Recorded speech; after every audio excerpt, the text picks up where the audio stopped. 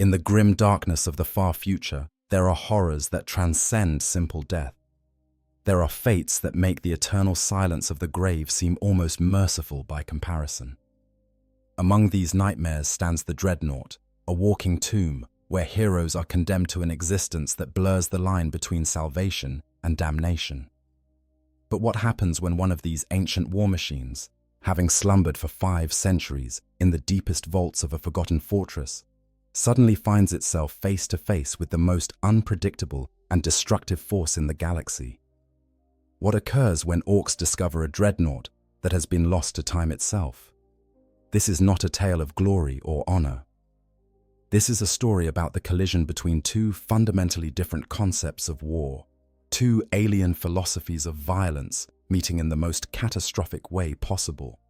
On one side, we have a warrior who may remember the Great Crusade itself, a consciousness preserved in adamantium and ceramite, a being who has witnessed the rise and fall of empires while trapped in an eternal cycle of war and sleep. On the other, we have the Greenskins, a race for whom complexity is anathema, for whom the future is measured in the next good fight, and for whom the very concept of reverence is alien to their fungal biology. To understand the magnitude of this encounter, we must first comprehend what a Dreadnought truly represents in the hierarchy of Imperial warmaking. These are not merely walking tanks or mechanical suits piloted by skilled operators. A Dreadnought is something far more profound and infinitely more tragic. When a Space Marine suffers wounds so catastrophic that even their enhanced physiology cannot sustain them, when their body has been shattered beyond all hope of recovery through conventional means, the chapter faces a terrible choice. They can grant their brother the mercy of a warrior's death, allowing him to join his fallen brothers in whatever afterlife awaits the Emperor's chosen. Or they can offer him what is termed an honor, but what many consider a curse, the chance to continue fighting long after death should have claimed him. The process of internment is a ritual that combines the highest achievements of the Adeptus Mechanicus with the most sacred rites of the chapter's chaplains. The dying Space Marine, his body broken and failing, is carefully extracted from his power armor. What remains is often horrifying to behold. Limbs may be missing entirely. The torso might be little more than a shattered cage of bone, barely protecting vital organs that struggle to function. The face, that noble visage that once inspired fear in the Emperor's enemies and confidence in his allies, may be nothing more than scarred tissue and exposed bone. Only the brain must remain intact, for it is the seat of consciousness, the repository of all that warrior's knowledge and experience. The Tech Marines and Tech Priests work with reverential precision. They remove everything deemed non-essential to survival. Arms that can no longer hold a bolter are severed. Legs that will never again carry their owner into battle are amputated. Even portions of the digestive system might be removed, as the pilot of a Dreadnought has no need for conventional sustenance. What remains of the Space Marine, sometimes little more than a torso, head, and the barest minimum of organs required to keep the brain alive, is carefully placed into a sarcophagus filled with amniotic fluids. Neural connections are established, hundreds of cables and synaptic relays that will allow the warrior's consciousness to interface directly with the Dreadnought systems. When the process is complete, when the final prayers have been spoken and the last seals have been blessed, the warrior within experiences a transformation that defies easy description. His eyes, if they remain, will never again see the world as humans see it. Instead, visual data comes through optical sensors, filtered through targeting matrices and threat assessment algorithms. He will never again feel the grip of a weapon in his hand, but rather the hydraulic pressure of a power fist or the cycling of rounds through an assault cannon. Every sensation is mediated through layers of machinery, translated from mechanical input into something his organic brain can process. The Space Marine has not merely been placed in a machine, he has become the machine. Or perhaps more accurately, the machine has become an extension of his will. But the true horror, the aspect that separates Dreadnought service from any other form of duty, is the sleep. Between battles, between those brief periods when the chapter requires their ancient warriors to wake and fight once more, the Dreadnoughts are returned to their sepulchres in the fortress monastery. There, in chambers that serve simultaneously as shrines and mausoleums, they are placed into a form of suspended animation. This is not the natural sleep of the living, the restorative rest that allows the body to heal and the mind to process the events of the day. This is something closer to death itself, a void so complete that when consciousness returns, the pilot must struggle to remember that he ever existed at all. Time becomes meaningless in this state. A dreadnought might be awakened after mere months, roused to deal with some immediate threat to the chapter, or he might sleep for decades, for centuries, waking to find that the world he knew has changed beyond all recognition. The Marines he fought beside are now names carved in stone. The enemies he faced have been replaced by new threats. The very language spoken by his brothers might have evolved in ways that make communication difficult. And through it all, the pilot must maintain his sanity, must hold on to some core of identity that prevents him from becoming nothing more than a weapon system with the ghost of consciousness. The oldest dreadnoughts, those who have served for millennia, often show signs of this slow erosion of self. Their speech becomes more mechanical, their responses more programmed.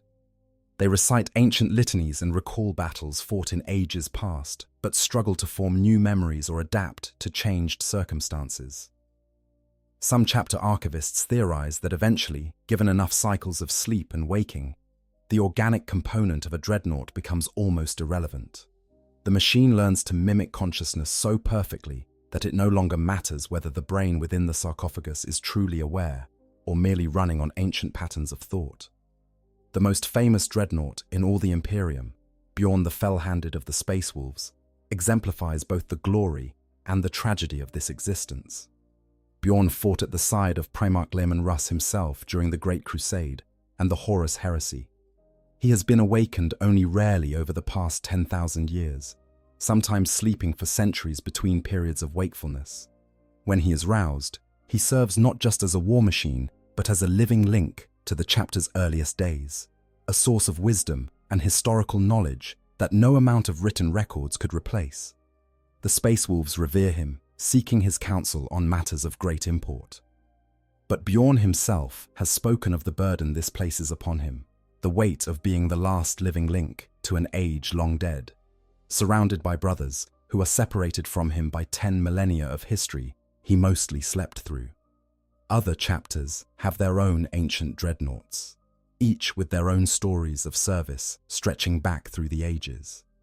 There are dreadnoughts who remember when their chapters were first founded, warriors who have fought in every major conflict their chapter has faced across thousands of years. These venerable ancients are treated with a reverence that borders on worship. Young Space Marines approach them with a mixture of awe and trepidation, seeking wisdom from warriors who have seen centuries of warfare. The chaplains tend to them with careful devotion, maintaining not just the machines, but the spirits of the warriors within.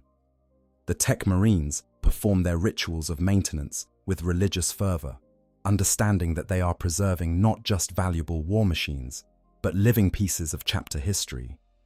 But what happens when one of these ancient warriors is forgotten? It seems almost impossible that a chapter could lose track of one of its most honored dead.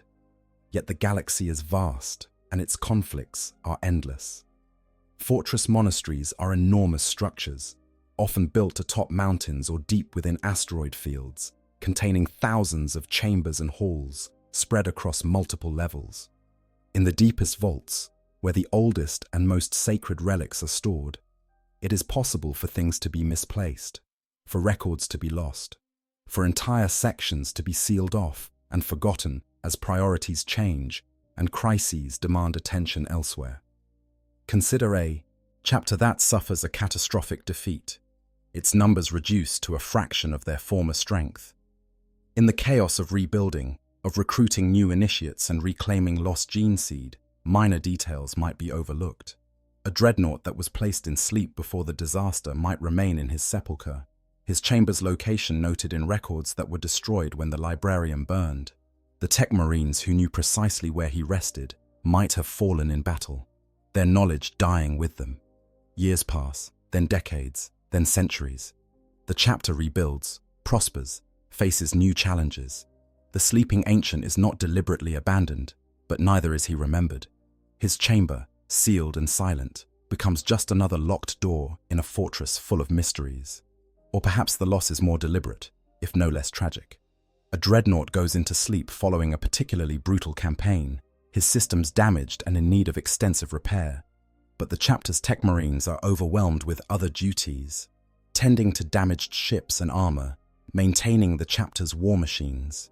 They seal the damaged dreadnought's chamber with the intention of returning once they have the resources and time to perform the necessary maintenance.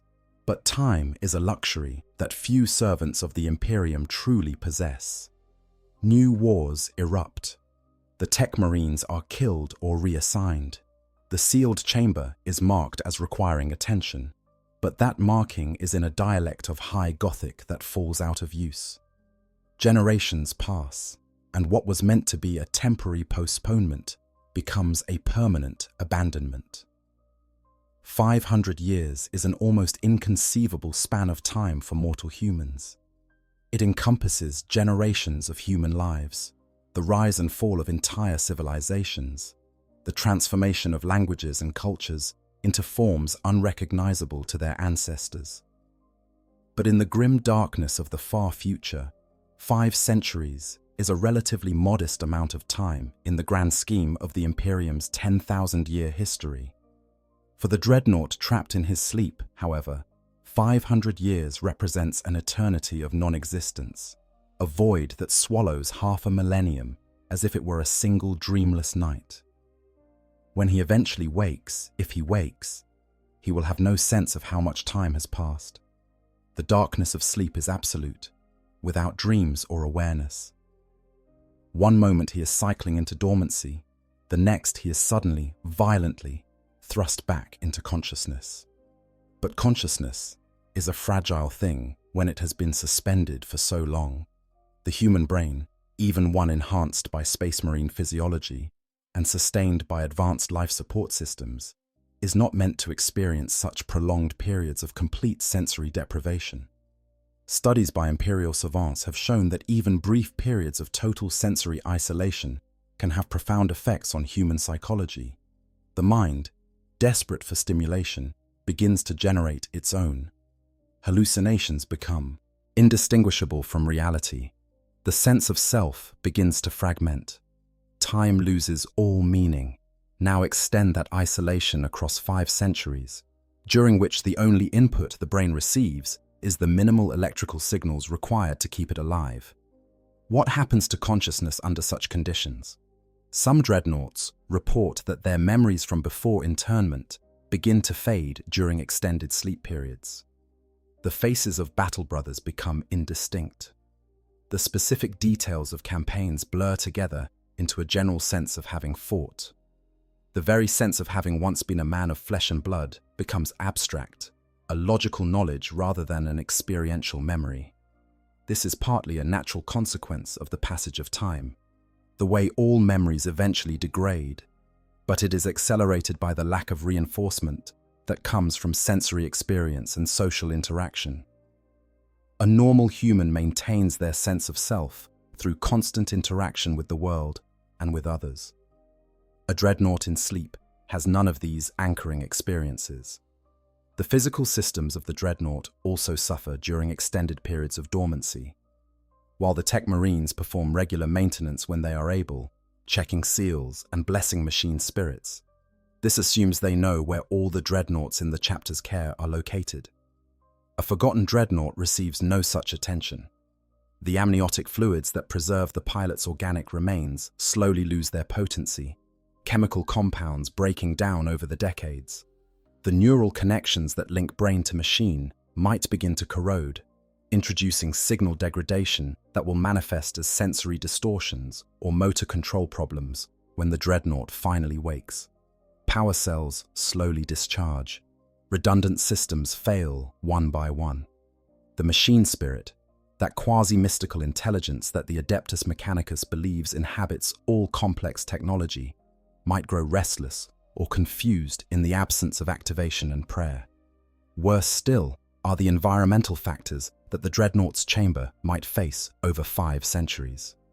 Fortress monasteries are built to last, certainly, constructed with the best materials the Imperium can provide and maintained by dedicated chapter serfs.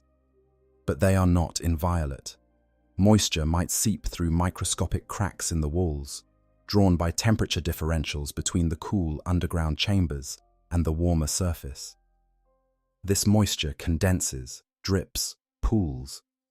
Over decades, it begins to corrode metal, to oxidize components that were never meant to be exposed to such conditions. Dust accumulates, drawn in through ventilation systems, or simply materializing from the slow degradation of the chamber itself. This dust infiltrates the Dreadnought systems, clogging actuators and coating sensors. In some cases, the fortress monastery itself might be damaged or destroyed while the Dreadnought sleeps. Enemy bombardment might collapse sections of the structure, burying chambers beneath tons of rubble. Geological events, rare on most worlds but not impossible, might shift the very ground beneath the fortress, cracking foundations and rupturing support structures. The chapter might even be forced to abandon their fortress monastery entirely, fleeing before an overwhelming enemy force, leaving behind those relics and artifacts they cannot carry. A forgotten Dreadnought in such circumstances becomes little more than a piece of debris, one more relic of the Imperium's glorious past buried and lost. And into this silence, this tomb within a tomb, come the Orks. Of all the Xenos races that plague the Imperium, few are as numerous, as widespread, or as persistently threatening as the Greenskins. They are a biological weapon unleashed millions of years ago by the Old Ones, created during the ancient war in heaven to serve as soldiers in that cosmic conflict.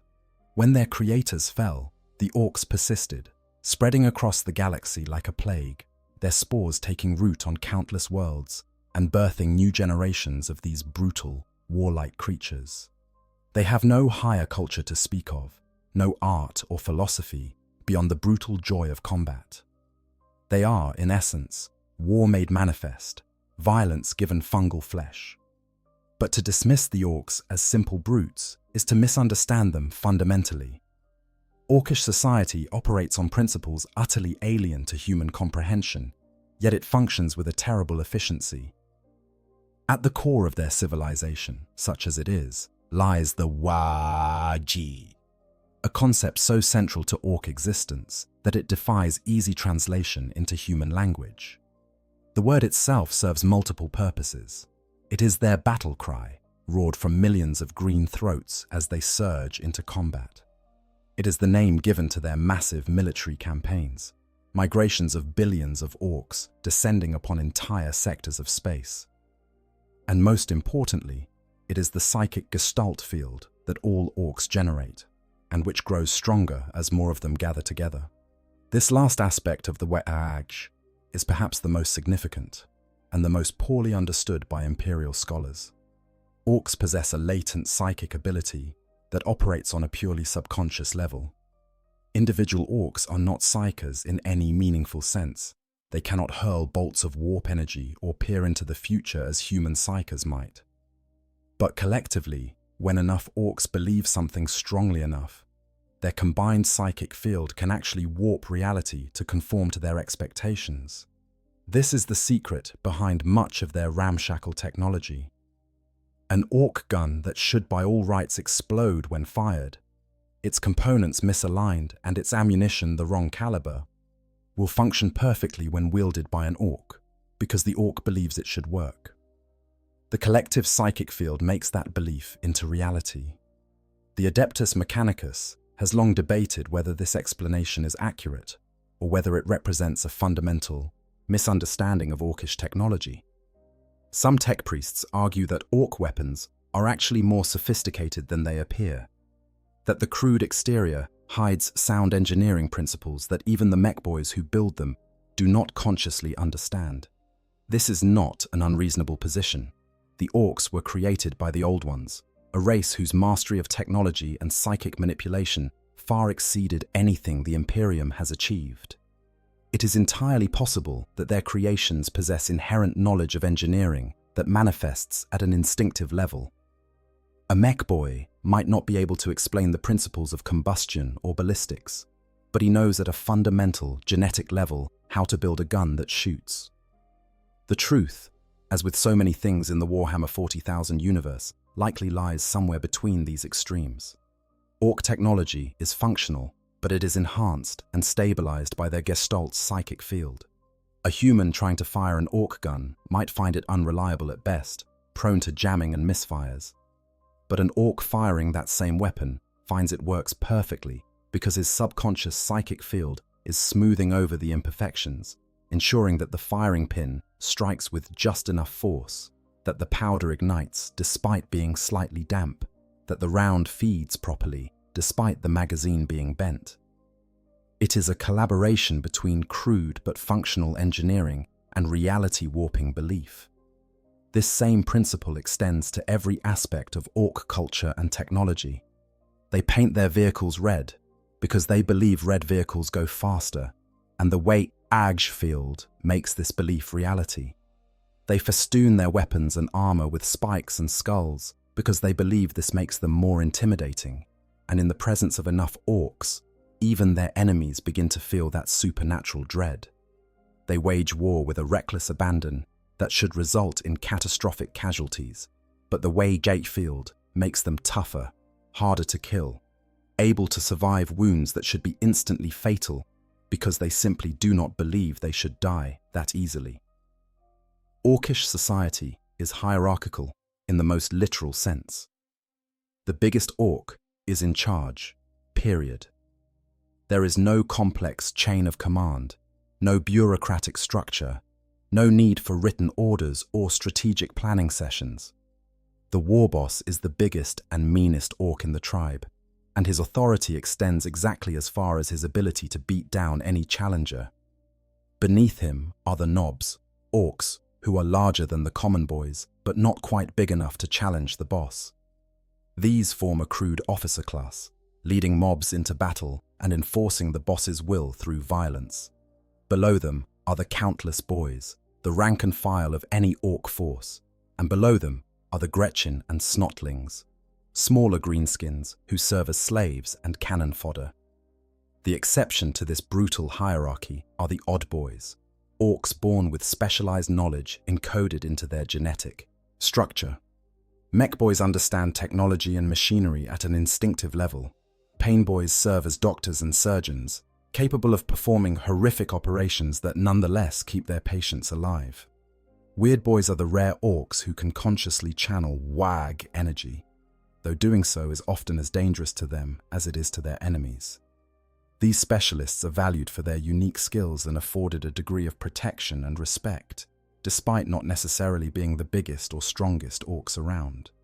But above all else, Orks love looting. This is not mere kleptomania or greed in any conventional sense. Orks loot because it is fundamental to how they understand and interact with technology. They scavenge battlefield wreckage, stripping weapons from fallen foes and components from destroyed vehicles. They raid enemy supply depots and armories, hauling away anything that looks useful or interesting.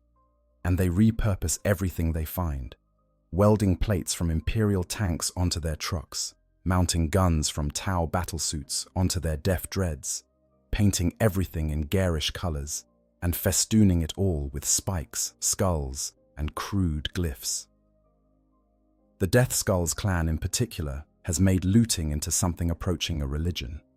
They are legendary among their kind for their ability to acquire equipment, often during the actual battle, where the equipment is still technically in use by the enemy.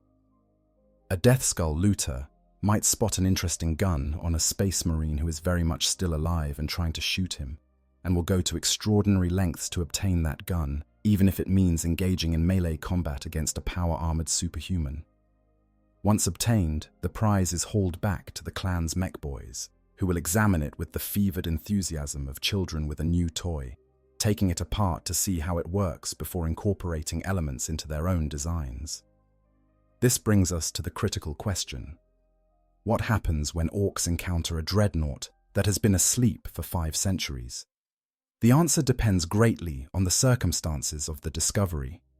Each scenario leads to different outcomes, but all share certain commonalities rooted in Orkish nature and the fundamentally incompatible worldviews of these two parties.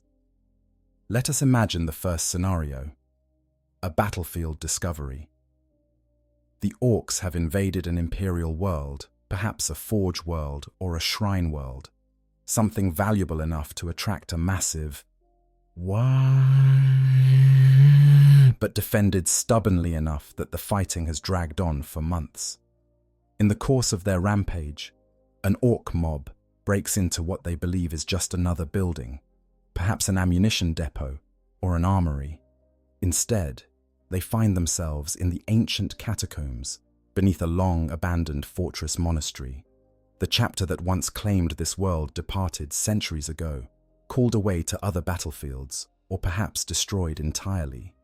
All that remains are empty halls and silent chambers, testaments to a martial order that once stood here. The Orks spread through these corridors, with the enthusiasm of children exploring a cave, smashing and looting as they go.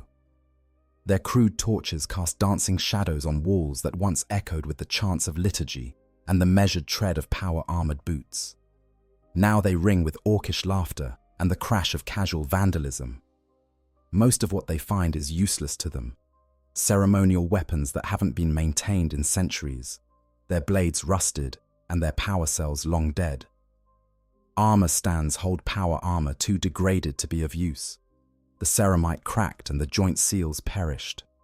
The Orks take what catches their eye, a skull here, a banner there, trophies that they will display without understanding or caring about their significance.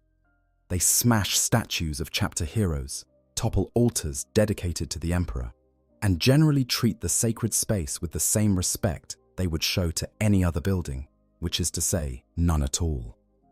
Gretchens scurry through the debris, looking for anything small and valuable, occasionally getting kicked by their larger cousins when they get underfoot. The destruction is comprehensive but oddly impersonal. The Orks are not trying to desecrate. They simply do not recognize that there is anything here worth preserving. To them, these are just empty rooms with interesting stuff to take. As they penetrate deeper into the fortress monastery, the architecture becomes older, more archaic. The walls are thicker here, built when the chapter was first established, using construction techniques that have been lost to time. The corridors narrow, forcing the Orks to move in smaller groups. The air grows stale, thick with dust that has not been disturbed in centuries. Emergency lighting flickers occasionally, powered by backup generators that were built to last millennia and which have stubbornly continued functioning despite the complete absence of maintenance. It is in this deepest level that they find the sealed chamber. The door is massive, easily 3 meters tall and half a meter thick, constructed of reinforced adamantium that has resisted the ravages of time better than the surrounding stone. It is marked with high Gothic script that the Orks cannot read, warnings and prayers intertwined, and covered with purity seals so old that the wax has become brittle and the parchment yellow with age. Some of these seals are dated, and if any of the Orks could read imperial dates, they would see that this door was last opened over 5 centuries ago. The Orks don't care about such niceties. The door represents an obstacle and a mystery, and both of these things demand to be overcome. They argue briefly about how best to proceed, some wanting to simply beat on the door with their weapons until it gives way, others preferring a more explosive approach. A mech boy settles the argument by producing a handful of shaped charges, crude devices that are nonetheless effective. He places them around the door's locking mechanism with more care than one might expect from an Ork, evidence of that instinctive understanding of engineering that all mech boys possess. The explosion is loud in the confined space, loud enough that Orks in other parts of the fortress monastery hear it and start making their way toward the source, drawn by curiosity and the hope of a fight. The door's locking mechanism, stressed by centuries of disuse and never designed to withstand such direct assault, shatters. Ancient gears and bolts, forged in the chapter's foundries by craftsmen long dead, break and scatter.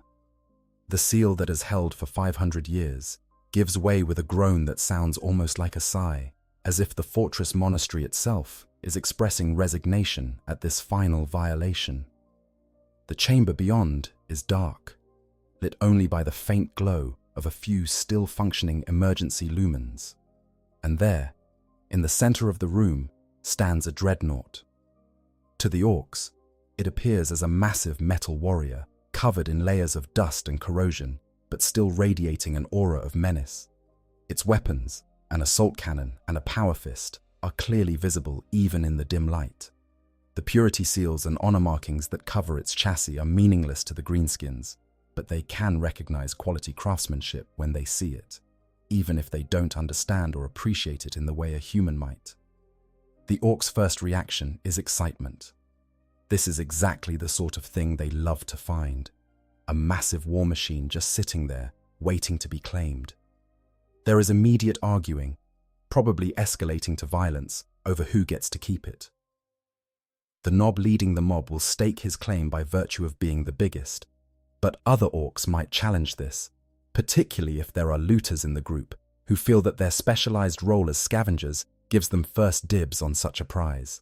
Shots are fired, choppers are swung, and Orcs who were allies moments ago are now brawling over the right to claim the Dreadnought.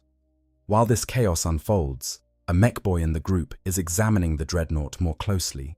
He can recognize some elements of its construction. Power systems and weapon mountings are similar enough to those found in Ork technology that he can understand the basics. But there are also elements that confuse him. The sarcophagus at the machine's heart, the neural connection ports, the elaborate life support systems. He pokes at these with the curiosity of someone who loves machines but has no real understanding of their sanctity. To the mech boy, this is all just interesting metal bits that might come in useful. It's during this examination that something catastrophic happens. Perhaps the mech boy, in his poking around, accidentally triggers a connection that has been dormant for centuries. Perhaps the psychic field generated by the Orc's presence, particularly if there are a lot of them packed into this chamber, interferes with the Dreadnought systems. Perhaps it's simply time, the accumulation of 500 years of slow decay finally reaching a critical point. Whatever the cause, power begins to flow into systems that have been dead for half a millennium. The Dreadnought's awakening is not gentle.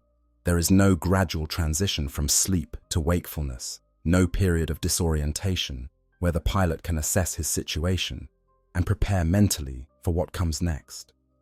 One instant, he is in the void, the absolute nothingness of suspended animation. The next instant, his consciousness slams back into his body, into the machine that is his body, with all the subtlety of a thunderhammer to the skull. Sensory input floods in. Optical sensors activate, feeding visual data that the pilot's brain struggles to process. The last thing he saw before sleep was the interior of his sepulchre in the fortress monastery. The familiar stone walls and the respectful faces of the tech marines who tended him. Now he sees darkness lit by crude torchlight and movement and green skin. So much green skin. The audio sensors come online, and he hears guttural voices speaking a language that is not High Gothic, not any human language at all, but the brutal tongue of the Orks. The pilot's confusion is absolute and overwhelming. 5 centuries have passed in what, to him, felt like literally no time at all, like the span between one heartbeat and the next. He has no way of knowing how long he has slept, no internal clock that tracked the years as they accumulated. His last memory might be of a battle fought half a millennium ago, brothers whose faces he remembers as young men, now long since dead of old age, if not combat. He might remember being promised rest and repair, being told that he would sleep briefly while tech marines attended to some minor maintenance issue with his systems. That brief sleep has stretched into 500 years of non-existence. The world he knew is gone completely, erased by time's relentless march. Planets he defended might have fallen to other enemies, or been abandoned for strategic reasons. Star systems he helped reclaim for the Imperium might have been lost again in the endless tide of war. The very Imperium itself might have changed in ways he cannot comprehend, political and religious shifts that have transformed the society he fought to protect. And his chapter, the organization that was his family, his purpose, his entire reason for existence, is nowhere to be seen. The fortress monastery itself feels wrong. Through his senses, degraded though they are, he can detect that the atmospheric composition is different. The oxygen levels slightly lower than they should be. The temperature is wrong too, colder than proper climate control would allow. There is dust everywhere, visible in his optical feed, particles floating in the air that should have been filtered out by the fortress's air circulation systems. These are small details, subtle clues that speak to years of neglect and abandonment. The fortress monastery has not just been invaded, it has been empty for a very long time.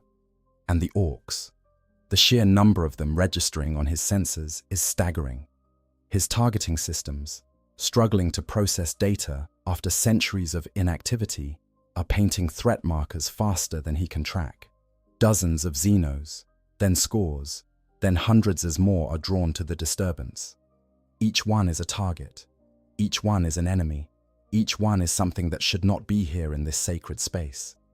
The violation of it, the sheer wrongness of greenskins walking through halls where only the Emperor's chosen should tread, ignites something primal in the pilot's consciousness.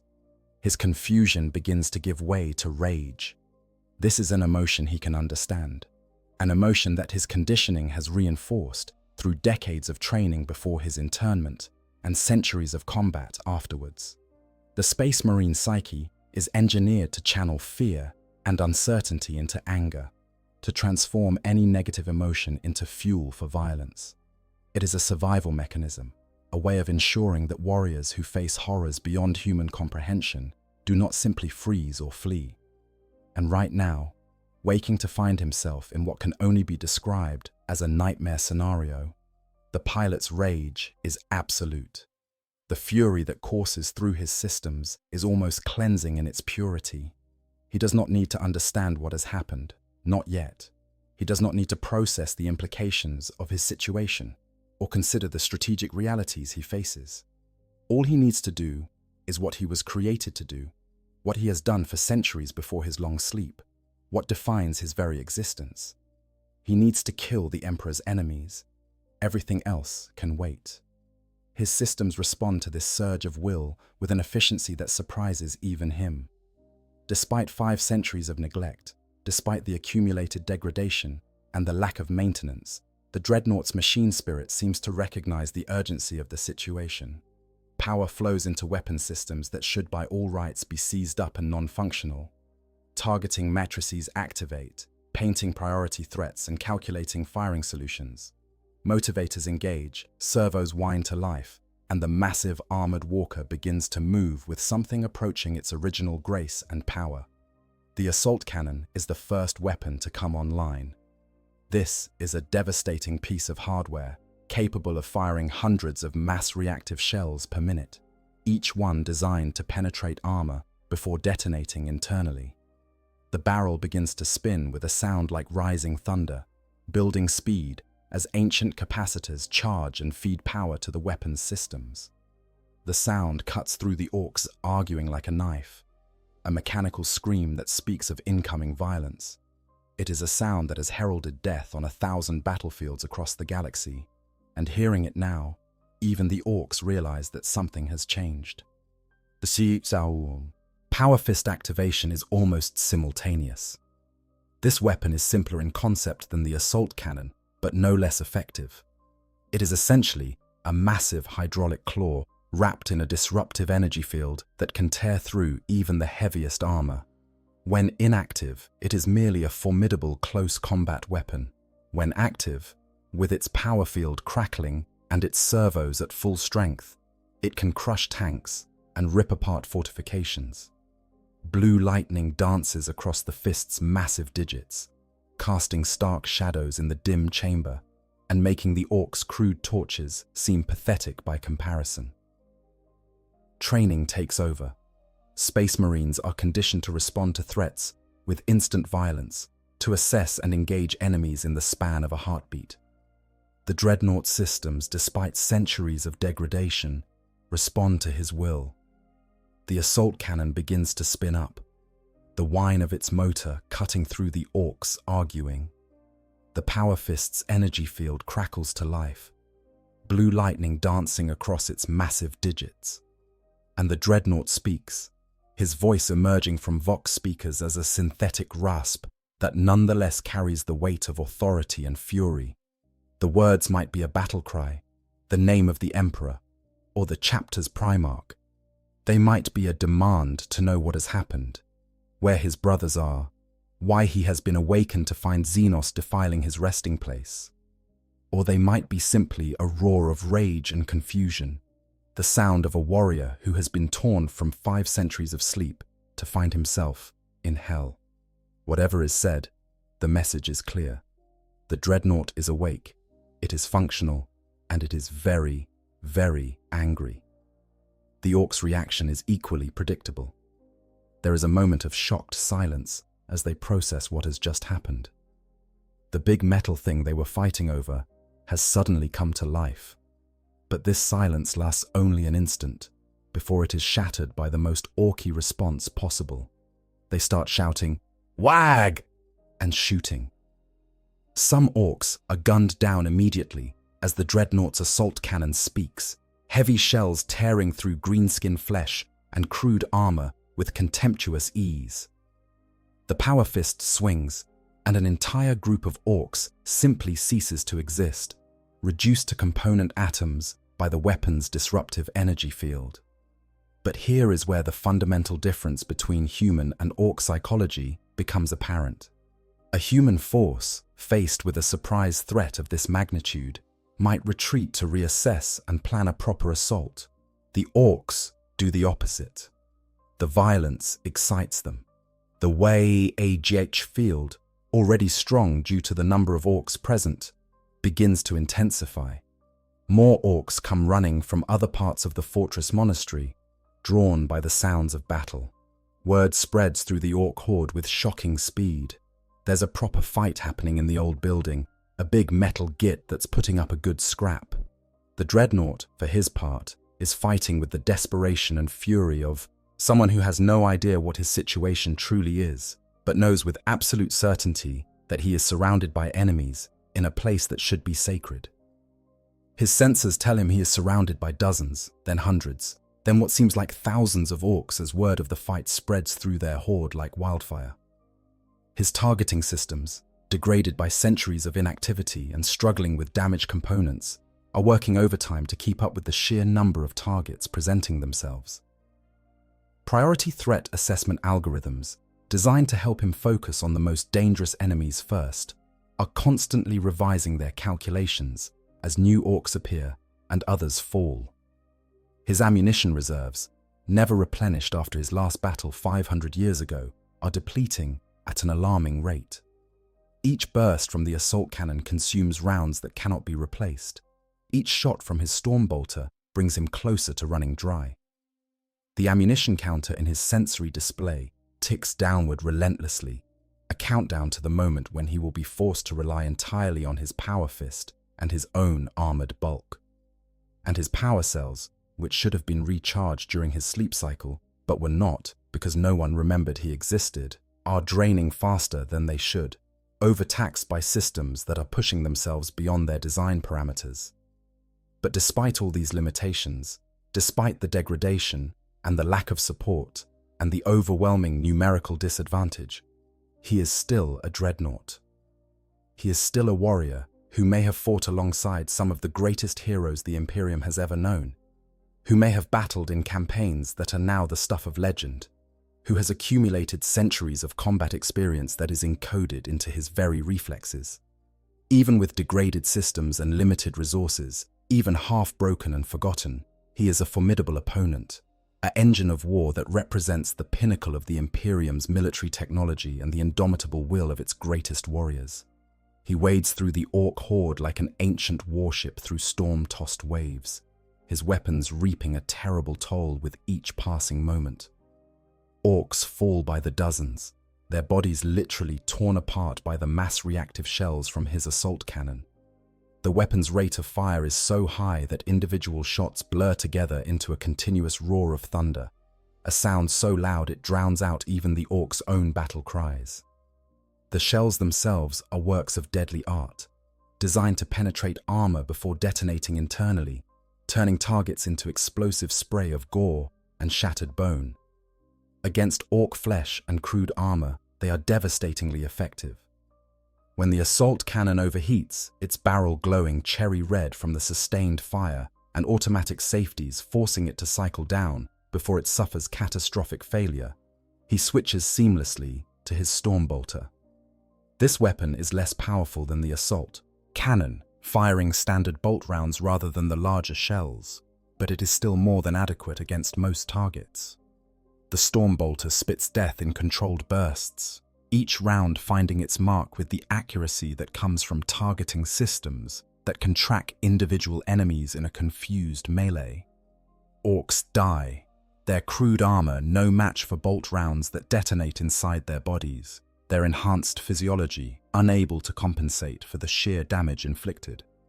When ammunition finally runs low, when the last of his stored rounds have been expended and his weapons click empty, he transitions to pure melee combat without hesitation or fear. The Power Fist becomes his primary weapon now, that massive armored claw that can crush plasteel and tear through ceramite. He crushes orcs with thunderous blows that send shockwaves through the floor, each impact creating a spray of blood and a crater of pulped flesh. The energy field surrounding the fist does terrible work, disrupting molecular bonds and causing targets to literally come apart at the seams, reduced to their component elements by technology that warps the fundamental forces of physics. He stomps orcs beneath his massive feet, each footfall like the impact of a drop pod, crushing greenskins who are too slow or too stupid to get out of the way. The Dreadnought's weight, several tons of adamantium and ceramite and machinery, turns living creatures into paste with casual efficiency. He uses his sheer mass as a weapon, bull-rushing through enemy formations like a living battering ram, scattering orcs in all directions and crushing any who fail to dodge quickly enough. Bodies pile up around his feet, creating obstacles that he simply walks over, stepping on the dead to reach the living. The orcs, for their part, are experiencing the kind of fight they live for. This is not some easy victory against helpless Imperial Guard conscripts or frightened civilians.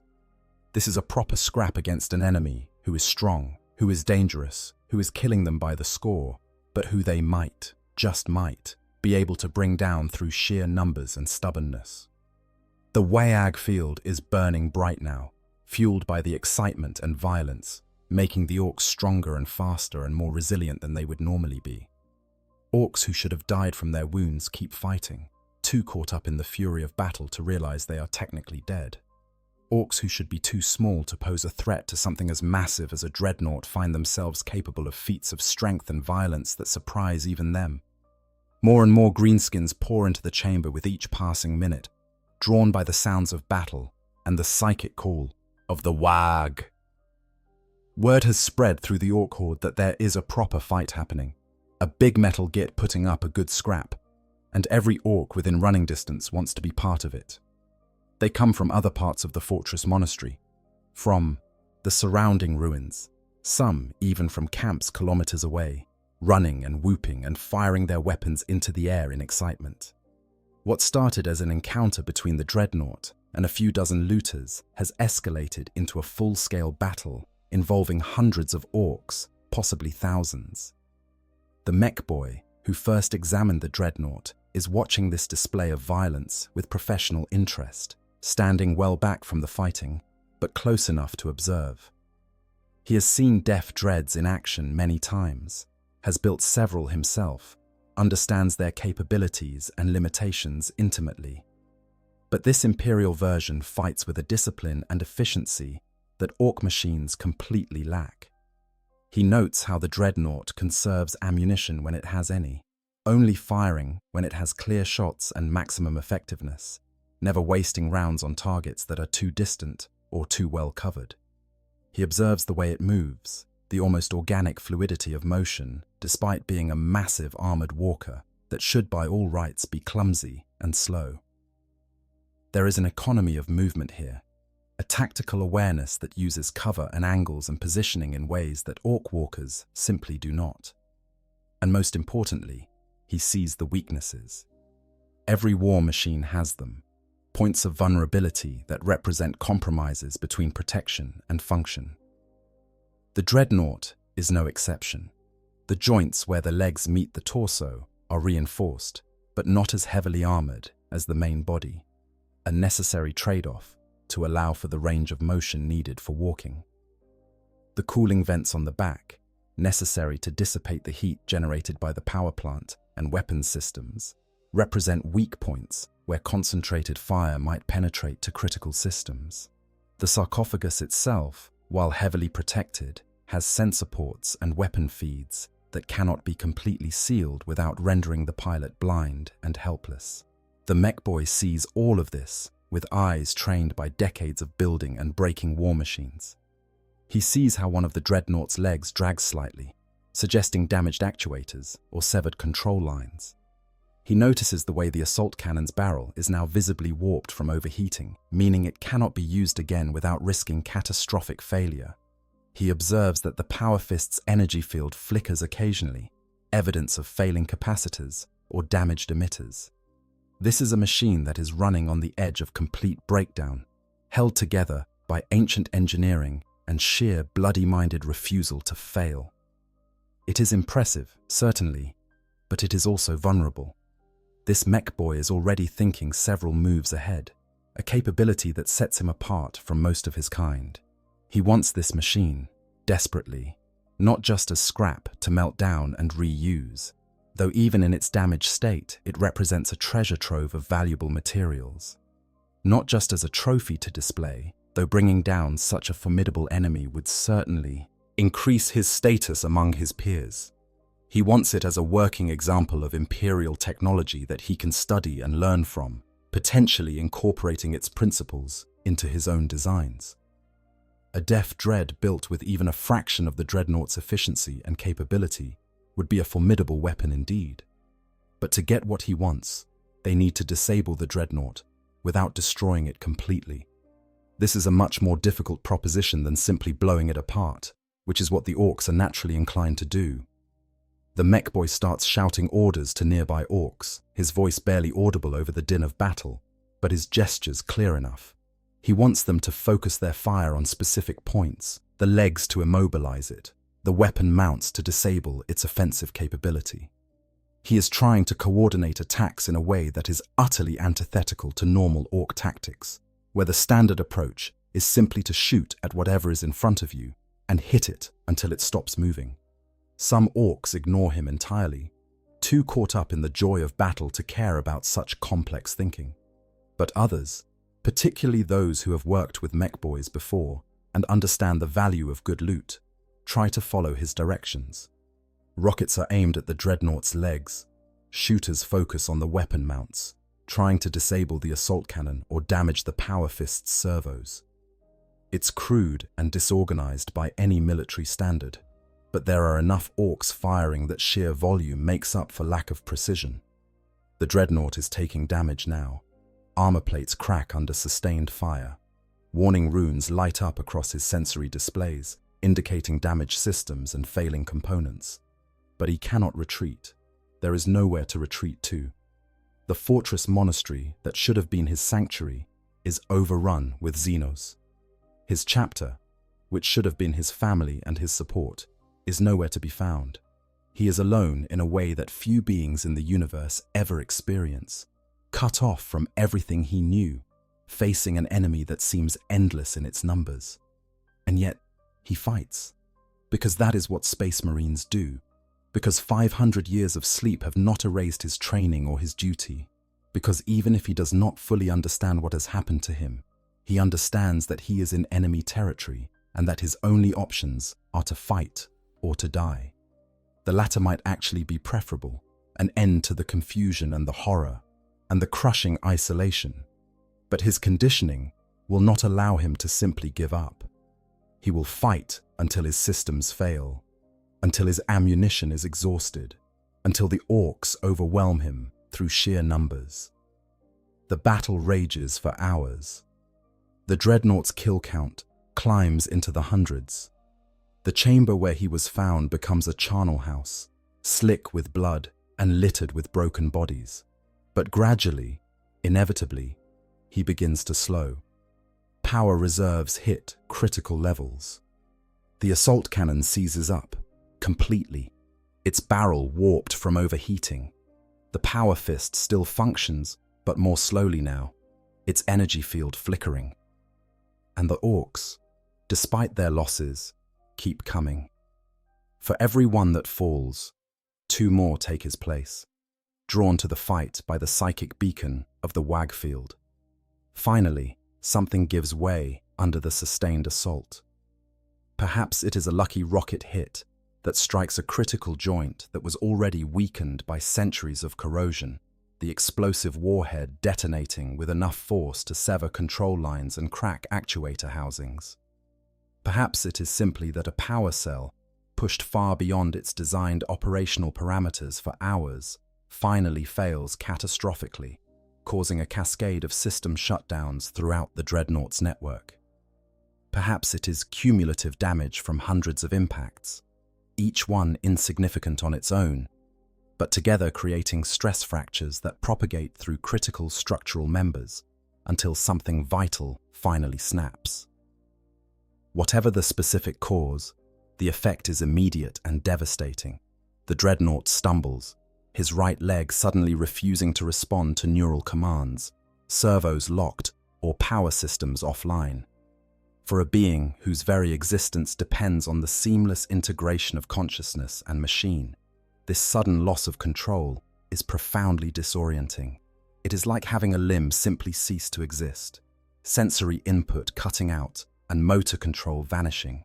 The Dreadnought tries to compensate, shifting weight to his remaining functional leg, but the imbalance is too great, his center of gravity already committed in the wrong direction. The Orks, who have been waiting for exactly this kind of opportunity, seize their chance with the perfect timing that comes from being born for war. They swarm forward in a green tide, dozens of them converging on the wavering Dreadnought from all directions.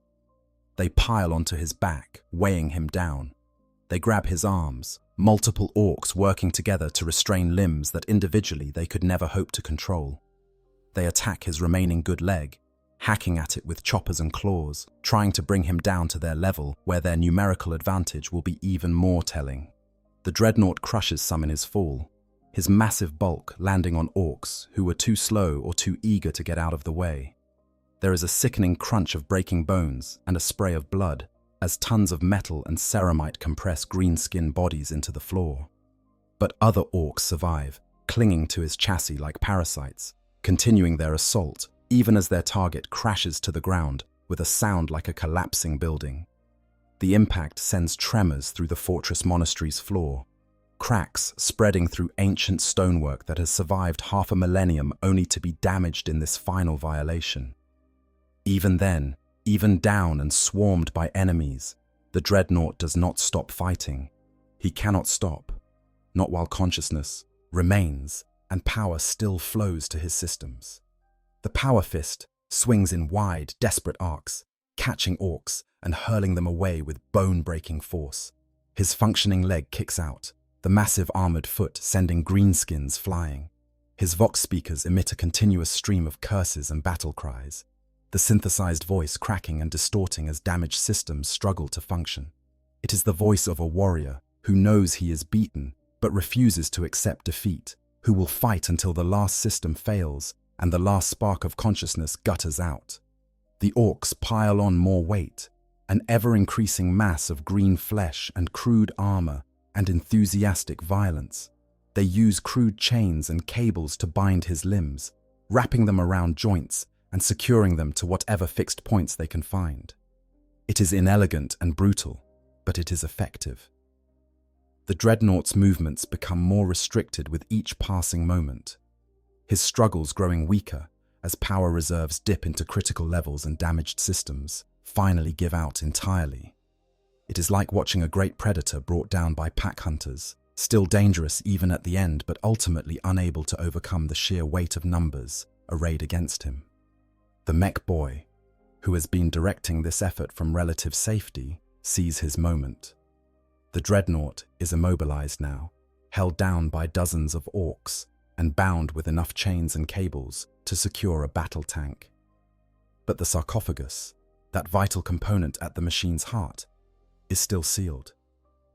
Everything the mech boy wants to learn is locked inside that armored shell. The neural interface systems, the life support mechanisms, the control architecture that allows a living being to pilot such a machine, all of it is hidden behind layers of blessed ceramite and adamantium. The mech boy has the presence of mind to target the sarcophagus itself, but he faces a delicate problem.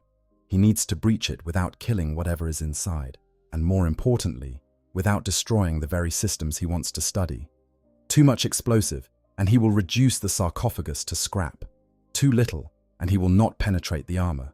It is a calculation that requires more precision than Orks are generally known for, but mech boys are different from their cousins.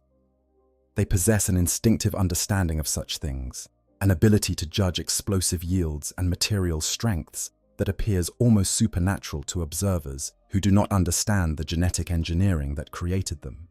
He places shaped charges around the sarcophagus's seals with surprising care, his thick fingers manipulating the crude explosives with something approaching delicacy. Each charge is positioned to direct its force inward, to cut through locking mechanisms and seals rather than simply blasting everything to fragments. He double-checks his work, an unusual behavior for an Ork, but evidence of how much he values this prize. Other Orks watch with a mixture of impatience and fascination, some muttering that he should just blow the whole thing up and be done with it, others curious to see if his careful approach will actually work. The explosion, when it comes, is carefully calibrated to be just powerful enough to breach the sarcophagus's outer shell. It is a shaped charge detonation, focused and directional, designed to cut rather than blast. The seals rupture with a hiss of escaping pressure. Amniotic fluid that has sustained the pilot for centuries, suddenly exposed to outside air for the first time in half a millennium.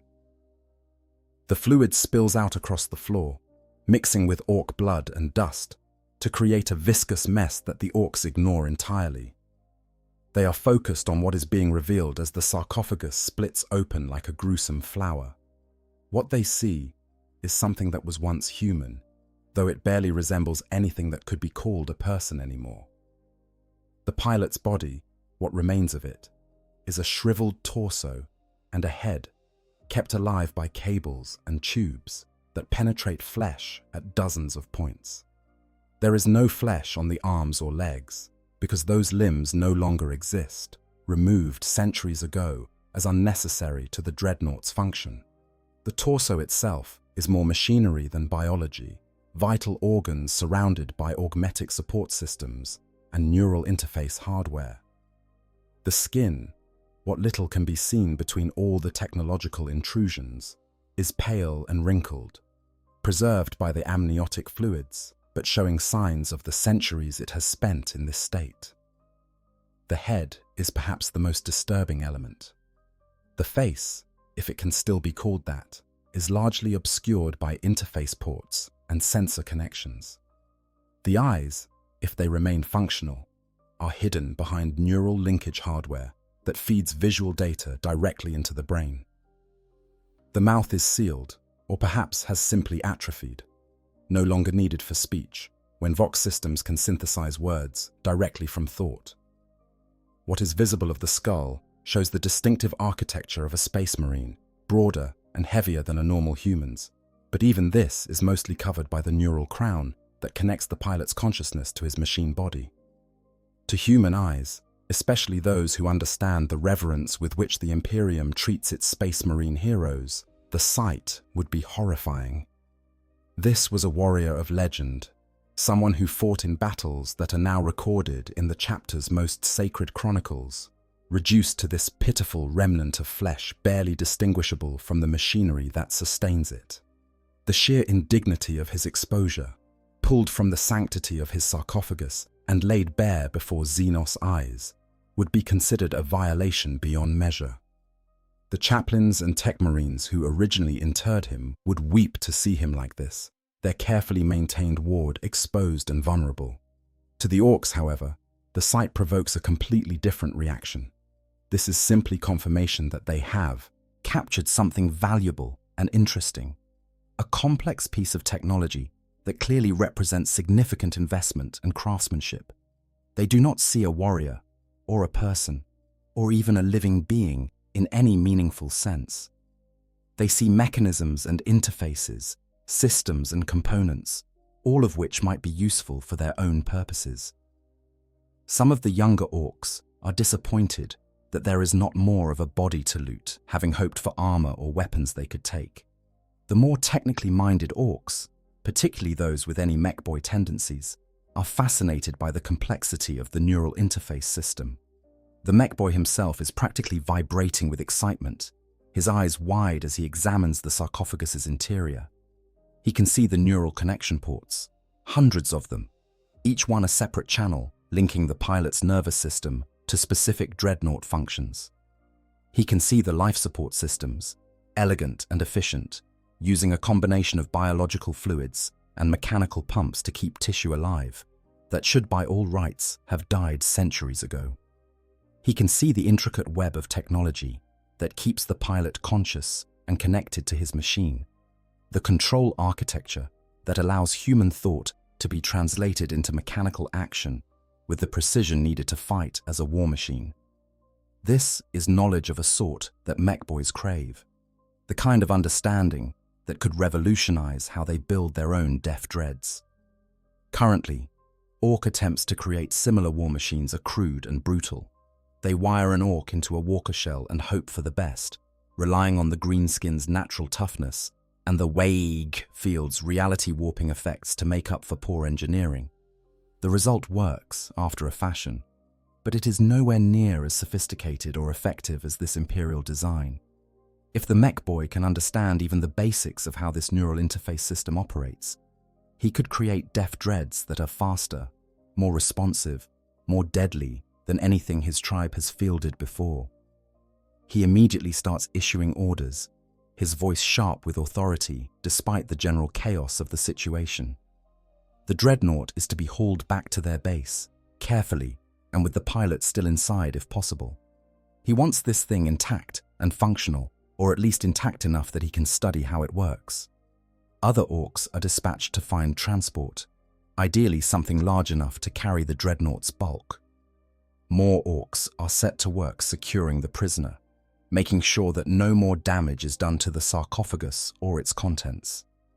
There is an almost possessive quality to his orders, a sense that he has claimed this prize and will fight anyone who tries to take it or damage it. As the Orks begin the laborious process of moving the Dreadnought, the pilot within experiences a new form of horror. He is still conscious, still aware, but unable to move or fight. The neural connections that once allowed him to control his adamantium shell have been severed or damaged. He can only watch through failing optical sensors as the greenskins secure chains around his body and begin to drag him through the fortress monastery that was once his chapter's sacred ground. He can hear them arguing and laughing, treating him like salvage rather than the honored warrior he is. And he knows, with terrible certainty, what comes next. The journey to the Ork base is a nightmare of jolting movement and crude handling. The Dreadnought is strapped to a massive transport, probably a looted Imperial vehicle, and hauled across terrain that was never meant for such cargo. Every bump and jostle sends shockwaves through damaged systems. The pilot, still conscious, experiences all of this as pain, as sensory data that his brain struggles to interpret, but which definitely registers as wrong, as damaged, as violation. When they finally reach their destination, what the Orks consider their workshop, but which any human would recognize as a scrapyard elevated to the status of a religious site through sheer volume of accumulated junk, the Dreadnought is unloaded with all the care one might show to a particularly interesting piece of wreckage, which, from the Ork perspective, is exactly what he is. The mech boy has claimed a large work area for this project, shoving aside other ongoing repairs and constructions to make room for his prize. Other mech boys, drawn by curiosity and professional interest, begin to gather, each wanting to see this Imperial war machine up close and offer their opinions on what should be done with it. The ideas they propose range from the merely disrespectful to the utterly profane from an Imperial perspective. One mech boy suggests simply tearing the Dreadnought apart completely, cataloguing every component and using what can be salvaged in other machines. He argues that the real value is in the parts, not in the machine as a whole. Another wants to keep the basic structure intact, but improve it with Ork weapons and armor plating. He envisions a Dreadnought painted in Ork colors, covered in spikes and glyphs, wielding a big shooter in one arm and a massive power claw in the other. The transformation would be so complete that no one would recognize it as having been Imperial at all. A third mech boy, perhaps the most ambitious and certainly the most disturbing from a human viewpoint, proposes removing the Space Marine pilot entirely and installing an Ork instead. He wants to create a hybrid war machine that combines Imperial engineering precision with Ork enthusiasm and combat aggression. The technical challenges of such a project would be immense.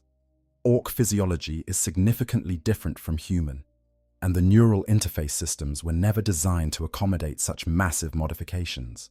But to a mech boy, challenges are just opportunities to prove his technical prowess, and the more impossible something seems, the more satisfying it will be when he makes it work. The mech boys argue over these options with passionate intensity, their debate occasionally escalating into shoving matches and threats of violence. Each one has his own vision for what should be done with this prize, and each is convinced that his approach is the obviously correct one.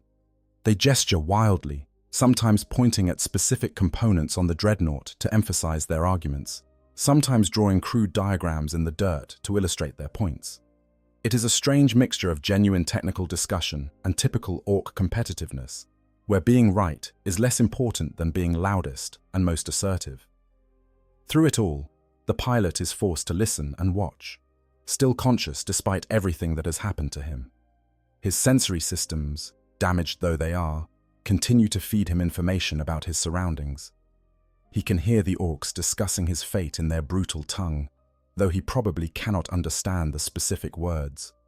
He can see them through failing optical sensors, their faces massive and green and utterly alien. He knows, with the terrible clarity that comes from having no other options, that he is completely helpless. He cannot move, cannot speak, cannot fight back in any way. He can only exist in this nightmarish limbo, aware of every violation and unable to do anything about it. The psychological torture of this situation is almost beyond comprehension. Space Marines are conditioned to endure physical pain. Their training includes exposure to agonies that would break normal humans in moments. But this is different. This is not pain that can be endured or overcome through force of will. This is the complete loss of agency, the absolute helplessness of being an object rather than a subject, a thing to be studied and modified rather than a person with will and dignity. For a being whose entire existence has been defined by action and choice, by the exercise of will through violence, this paralysis is a horror that transcends physical suffering. Eventually, the mech boys settle on a course of action, though not through any reasoned debate or consensus building. The leader of the local mechs, a particularly large and scarred specimen who has proven his dominance through a combination of technical skill and physical intimidation, simply declares what will be done and dares anyone to argue. They will keep the Dreadnought mostly intact for now, he announces, studying how it works before making any major modifications. This is partly pragmatic. You cannot improve something if you do not understand it first, and partly motivated by the desire to have a functioning example to show off to other tribes and potentially trade for resources or favors. The dismantling process that follows is methodical by Ork standards. though it would horrify any tech marine who witnessed it. The mech boys begin removing access panels and protective covers, revealing the Dreadnought's internal systems. They poke and prod at components with tools that range from specialized instruments to simple hammers, trying to understand how everything fits together and what each piece does. Some of this examination is genuinely insightful. The mech boys' instinctive understanding of mechanics, allowing them to identify power conduits and control systems even without proper training. Other examinations are dangerously destructive, components removed or damaged simply because the mechs want to see what happens when they disconnect them. They pay particular attention to the sarcophagus and its neural interface system, recognizing this as the heart of the machine's sophistication. The mech boys examine the hundreds of neural connection ports with something approaching reverence, understanding that this represents a level of technical achievement that their own work rarely approaches. They trace the pathways from these ports into the Dreadnought's control systems, mapping out the architecture that translates human thought into machine action. Some of this they comprehend immediately. The basic principles of signal transmission and mechanical response are universal enough. Other aspects remain mysterious, the specific protocols and safety systems that the Imperium builds into such machines having no obvious Orkish equivalent. One particularly bold mech boy actually attempts to interface with some of the systems, connecting his own crude diagnostic tools to the neural ports and trying to send test signals. This is extraordinarily dangerous, as the systems were never designed to accept input from Orkish equipment and might react unpredictably to such intrusion. But Orks are not known for caution, and the mech boy is curious enough to risk potential electrocution or worse. He sends pulses of electricity through the neural pathways, watching to see what responses he gets from the Dreadnought systems. Some connections seem dead, severed or damaged beyond function. Others still carry signals, causing servos to twitch or displays to flicker briefly to life. The pilot feels all of this as a chaotic barrage of sensory noise, signals being sent down neural pathways that should only carry his own commands. It is violating in a way that is difficult to articulate, an invasion of the most intimate connection between his consciousness and his body. He cannot stop it, cannot fight back, can only endure as the Orks prod and experiment with systems that were meant to be sacred, the technological interface between a warrior's soul and his mechanical shell. If he still possessed the ability to scream, he would be screaming now, a sound of rage and violation and helpless fury. Over the following days and weeks, the mech boys continue their examination and modification of the Dreadnought.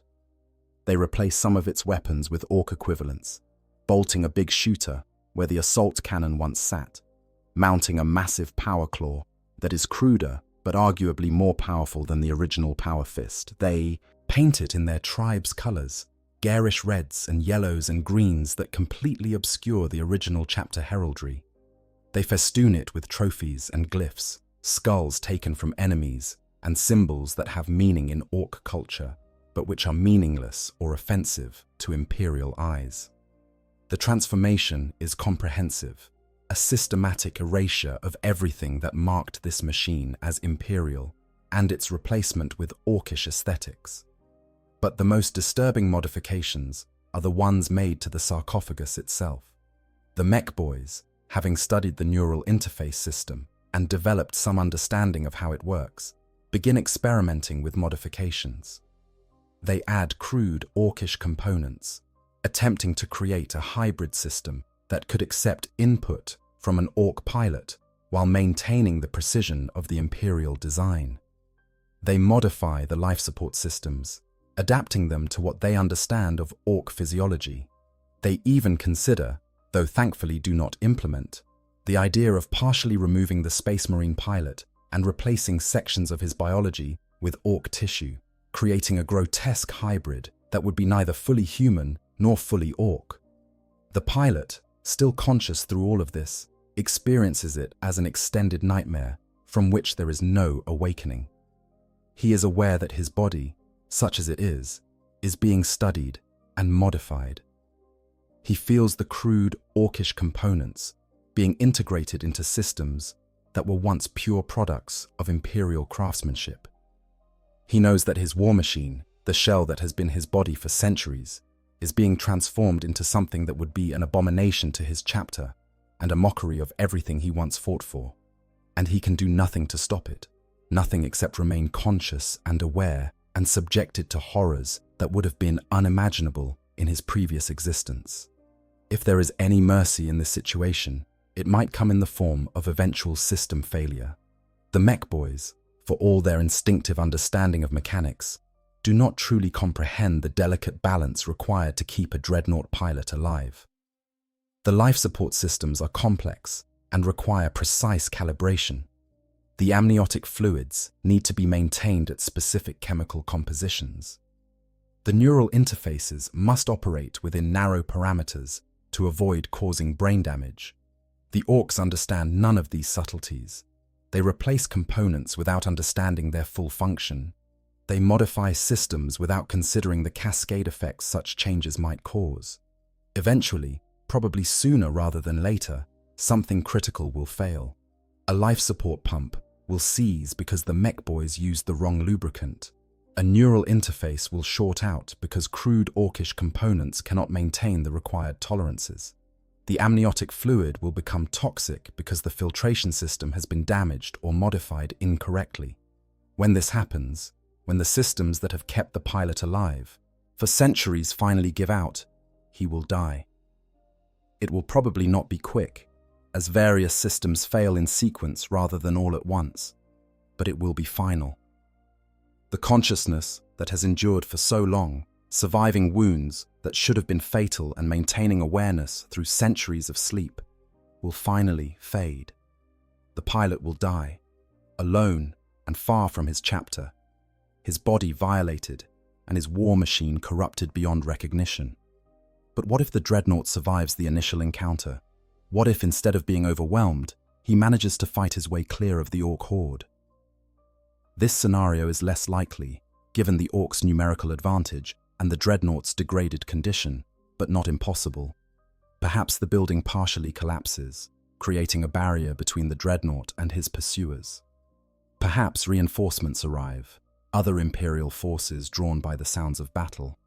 Perhaps the Orks, having taken heavy casualties, decide that this particular fight is not worth continuing and move on to easier targets. If the Dreadnought escapes, his ordeal is far from over.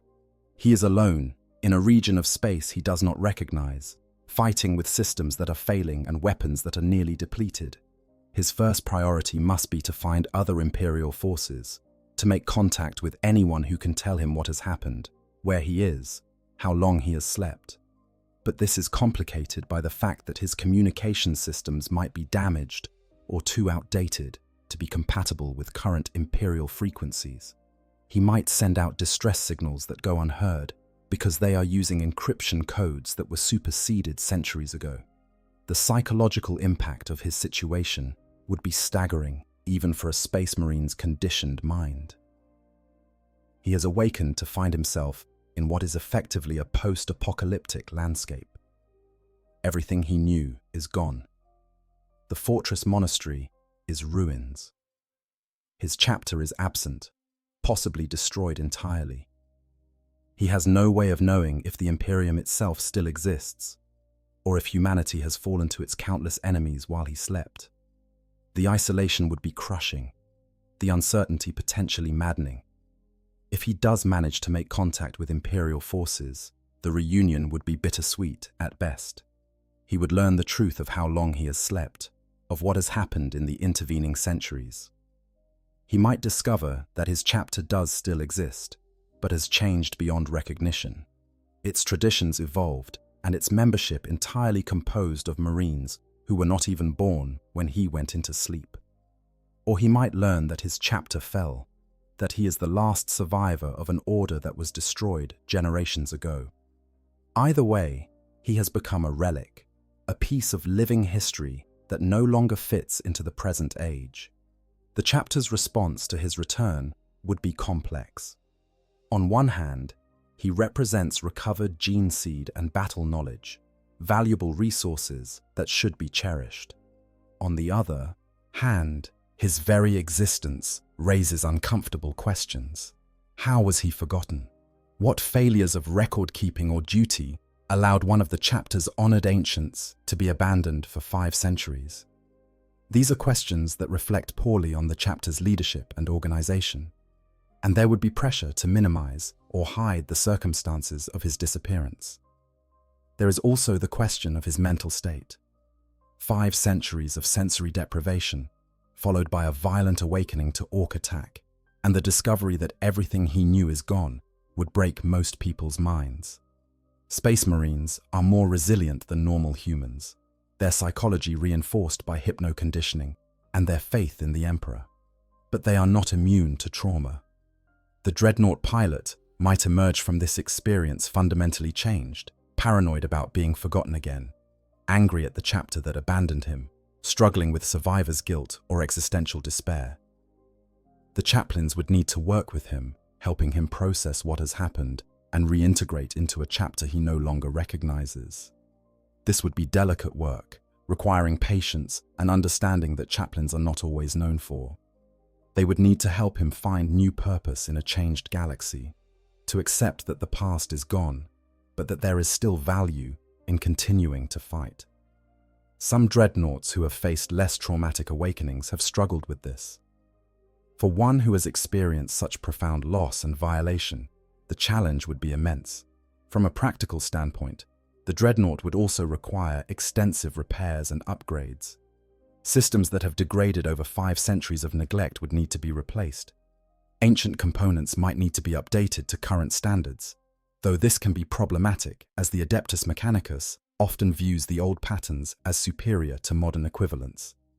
The neural connections might need to be re-established or reinforced, and all of this work would be conducted under the knowledge that it could have been avoided if someone had simply remembered where this warrior was resting.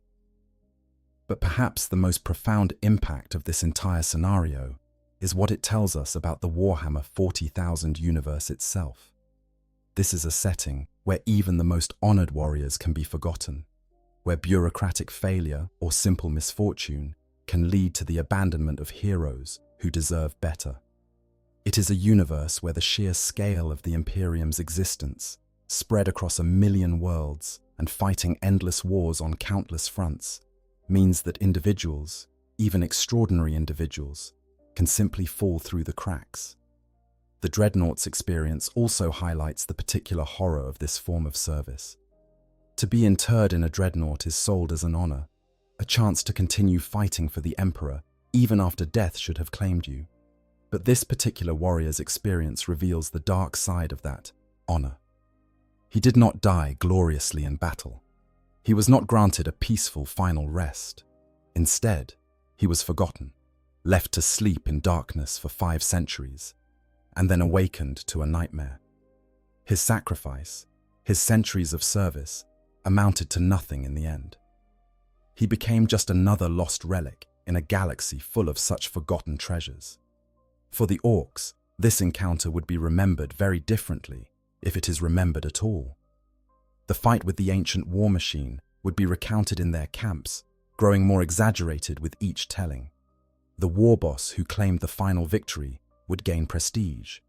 The mech boys who examined the technology would incorporate what they learned into new designs. But there would be no sense of sacrilege, no understanding that they have defiled something sacred. To the Orks, this was just another good fight, another piece of loot acquired. The significance that humans would assign to such an encounter is completely alien to their way of thinking. This fundamental difference in perspective is what makes encounters between Orks and the Imperium so consistently tragic from a human viewpoint. The Imperium invests enormous resources in its war machines and warriors, surrounding them with ritual and reverence, treating them as sacred objects that embody the best of humanity's martial traditions. The Orks see only valuable scrap and a good fight. They loot what they can use and ignore what they cannot, giving no thought to the history or significance of what they destroy. An ancient chapter banner is just colorful fabric. A suit of artificer armor worn by a chapter master is just interesting metal bits. And a dreadnought, a warrior who has served for centuries and carries the wisdom of ages, is just a particularly entertaining enemy to fight or a particularly valuable piece of salvage.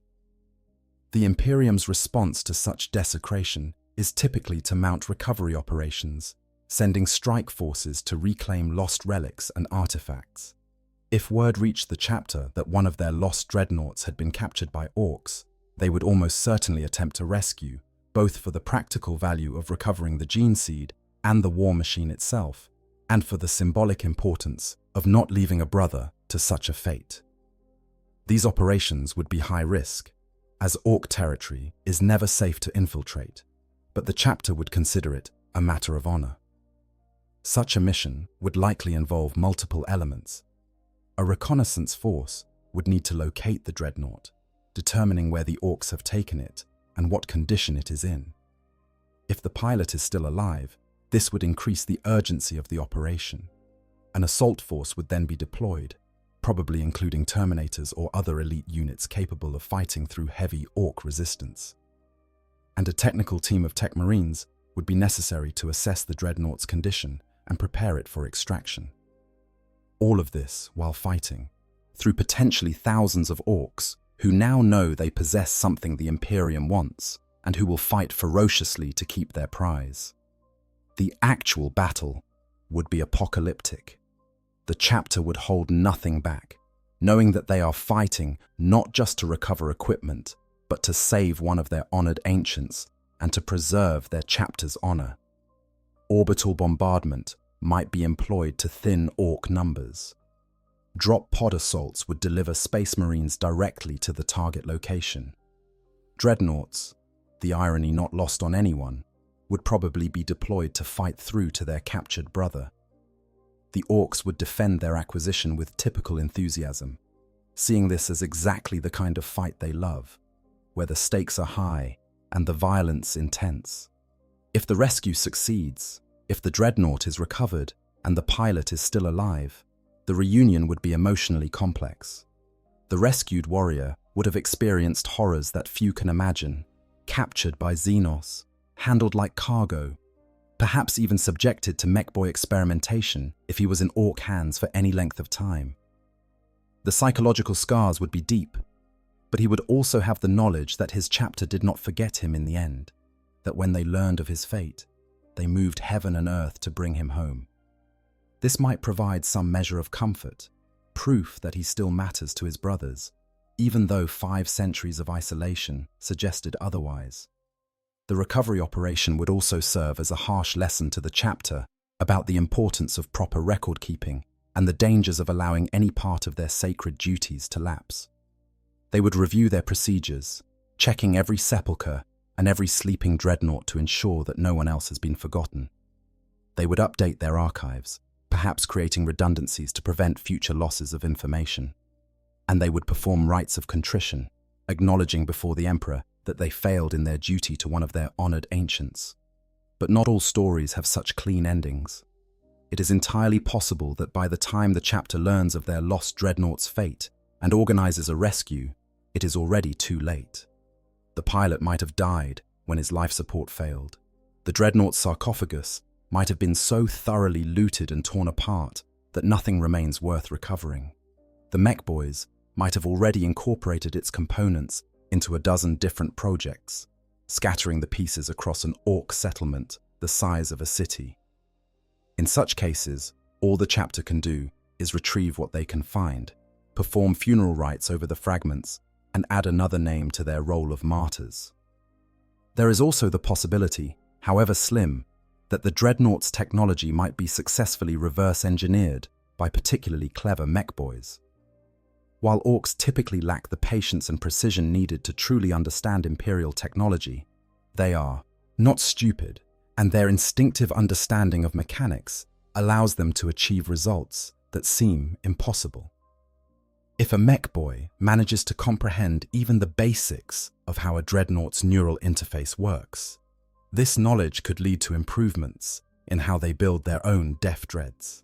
The irony of Ork technology being improved through the study of captured Imperial equipment would not be lost on the Adeptus Mechanicus, who would view this as one of the worst possible outcomes.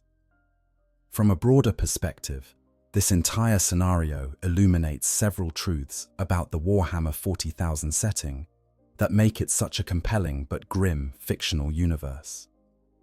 It demonstrates how the Imperium's vast scale works against it, how the same size that makes it powerful also makes it impossible to properly manage.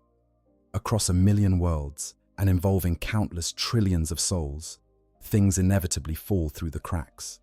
Warriors are forgotten, records are lost, sacred duties are neglected simply because there is too much to keep track of, and too few resources to properly maintain it all. It shows us the human cost of the Imperium's endless wars. The Dreadnought pilot did not choose to be forgotten. He served loyally, gave his body in service to the Emperor, and accepted internment as a way to continue that service. His reward was 5 centuries of sensory deprivation, followed by the most horrific awakening imaginable. This is the fate that awaits those who serve the Imperium, not glory and honor, but potential abandonment and suffering. The galaxy is uncaring, and even the best intentions cannot protect against the cruel randomness of fate. The scenario also highlights the Orks' role as a force of chaos and destruction that is immune to the concepts of sanctity and reverence that humans hold dear. They are not evil in any conventional sense. They do not torture for pleasure or kill for sadistic satisfaction. They simply exist in a way that is fundamentally incompatible with human civilization.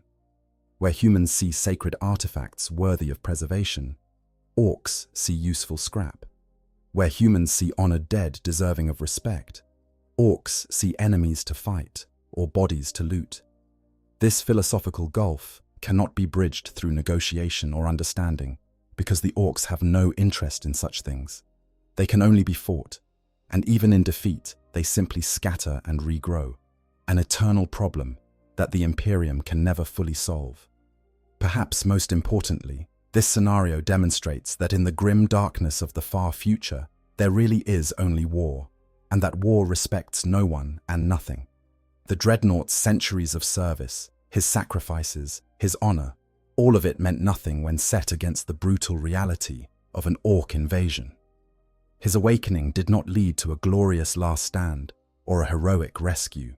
It led to confusion, violence, and quite possibly death at the hands of enemies who did not even understand what they were destroying.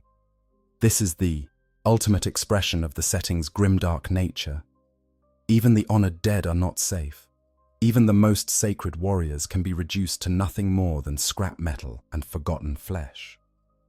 For us, as observers of this fictional universe, the scenario serves as a perfect encapsulation of what makes Warhammer 40,000 so compelling, despite, or perhaps because of, its unrelenting darkness.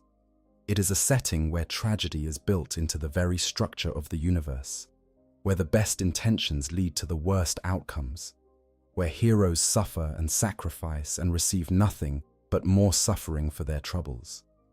But it is also a setting where those heroes continue to fight anyway, where duty and honor still mean something, even if that meaning is often perverted or ignored, where consciousness persists against all odds and in defiance of all reason. The Dreadnought, awakening to find himself surrounded by Orks after 500 years of sleep, is, in its way, the ultimate Warhammer 40,000 story. It contains everything that defines the setting: the cosmic scale, the casual cruelty, the clash of incompatible philosophies, the technological horror, the military might, and underneath it all, a tragedy so profound that it becomes almost beautiful in its terribleness. This is a universe where such things not only can happen, but inevitably will happen, somewhere, to someone, as the galaxy grinds forward through its endless cycles of war and destruction. And so we are left with the image of that ancient warrior, trapped in his adamantium tomb, facing the green tide after centuries of dreamless sleep. Whether he fights his way clear or falls to orc weapons, whether he is rescued or forgotten once more, his story is complete in its demonstration of the Warhammer 40,000 universe's fundamental nature.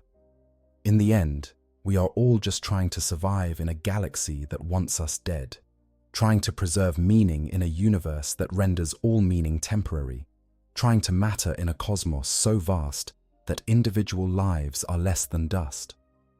This is the fate of the Dreadnought, who slept for 500 years and awakened to Orks. This is the nature of war in the 41st millennium. This is the grim darkness of the far future, where there is only war, and where even the honored dead cannot rest in peace. If you enjoyed this deep dive into one of the most tragic scenarios the Warhammer 40,000 universe has to offer, please consider liking this video and subscribing to the channel. Your support helps us continue to explore the dark corners of this incredible setting, bringing you more stories of tragedy, horror, and occasional moments of grim triumph. The galaxy is vast and full of such tales, each one a window into what makes this universe so compelling. Until next time, remember, in the grim darkness of the far future, there is only war, but there is also the endless fascination of exploring that darkness together.